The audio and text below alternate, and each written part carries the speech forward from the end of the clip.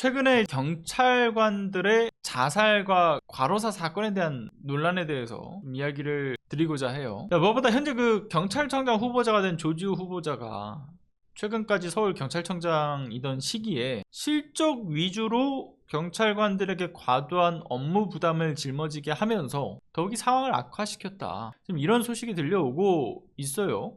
최근에 보면 서울 관악경찰서랑 동작경찰서에서 발생한 경찰관 사망 사건이 있었는데, 관악에서는 자살 사건이었고요. 동작에서는 과로사였어요. 근데 결국 두 건 모두 일단 업무 과중으로 인한 어떤 사망 사건이잖아요.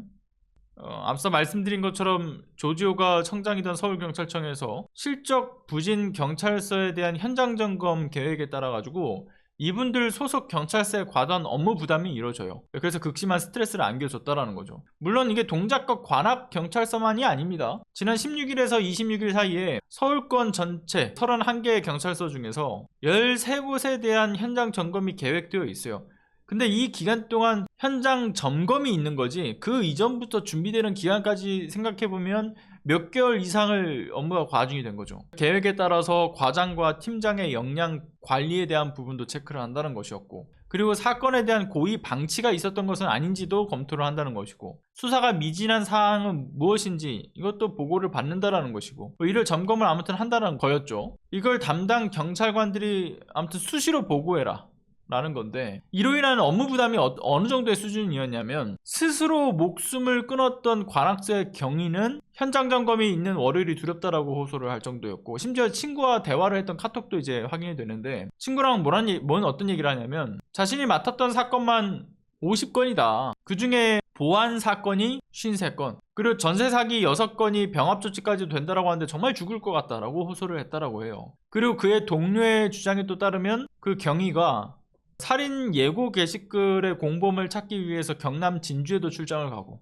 장기 사건 해결을 위해서 전북 익산으로도 출장을 가고, 이렇게 출장까지 빈번한 상황에서 심지어 매주 이뤄지는 자체 점검, 기능 점검, 심지어 서울청의 점검이 반복되는 것에 매우 힘들어했다라고 이야기를 하죠. 그리고 과로로 인해서 뇌출혈로 사망한 동작서의 경감도 마찬가지입니다. 현장 점검을 하고 난 그 이후에 야근하던 도중에 쓰러졌고, 결국에는 아침에 출근한 직원에게 뒤늦게 발견이 된 거죠. 그러니까 이런 일이 다 조지호가 서울경찰청의 청장으로 부임하고 나서 이뤄졌던 일들인 거예요. 그가 추진한 장기 사건 비율과 치안 고객 만족도 지표 개선이라는 명목에 따라서 발생한 업무 부담이었던 거죠. 수사에 평균적으로 한 석 달은 걸리는데 매주 실적 통계를 내, 이걸 지시를 한 겁니다. 이러니까 경찰들 사이에서 불만의 소리가 쏟아져 나올 수밖에 없지 않겠습니까? 수사 업무의 특성이 사건 건수로만 그 능력을 판단할 수 있는 것이 아닌데, 실적 맞추기식 제도로 이어지면서 이거 수사 질만 떨어질 뿐이다, 이렇게 비판이 나왔다라는 것이고요.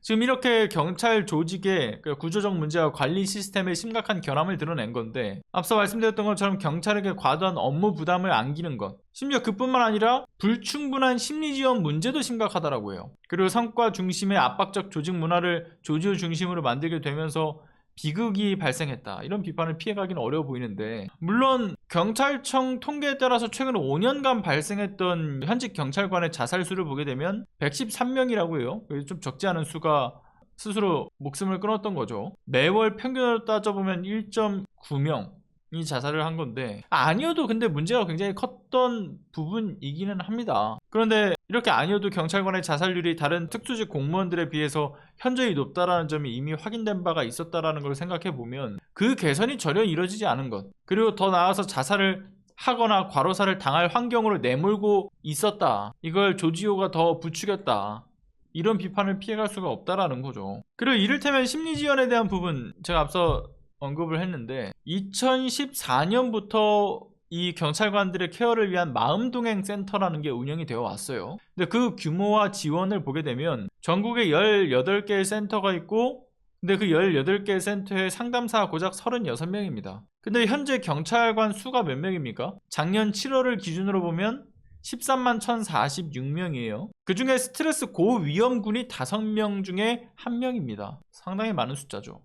그런데 전체 경찰관의 이 정신건강을 케어하기 위해서는 터무니없는 적은 숫자의 상담원이 배치가 되어 있는 거고, 얼마나 소홀해 왔는가를 알 수가 있는 부분인 거죠. 그런데 앞서 말씀드린 것처럼 이런 환경을 개선하기는커녕 조지호가 끊임없이 지표, 성과를 개선해내겠다 라면서 현장 경찰관들에게 극심한 스트레스를 야기하고, 그리고 이 장기 사건 비율 감소와 치안 고객 만족도 제고를 하는 데 있어가지고 목을 매면서 경찰관들의 수사의 질 저하, 삶의 질 저하까지 총체적으로 최악의 결과를 초래한 거지 않겠습니까? 그런데 여기서 더한 건 뭐냐면요, 심지어 이런 상황에도 서울경찰청은 하반기인 9월에서 10월 사이에서도 다시 한번 똑같이 운영할 계획이라는 거예요. 그러면 9월에서 10월에 운영한다면 지금부터 또 경찰들은 준비를 해야겠죠. 그러니까 멈추지 않고 경찰관들 숨 쉴 틈도 없이 사지로 내몰겠다, 이런 거지 않습니까? 제정신이 아닌 거죠. 경찰관의 생명과 정신건강이 보장되지 않는 상황에서 시민의 안전은 어떻게 기대될 수 있겠습니까?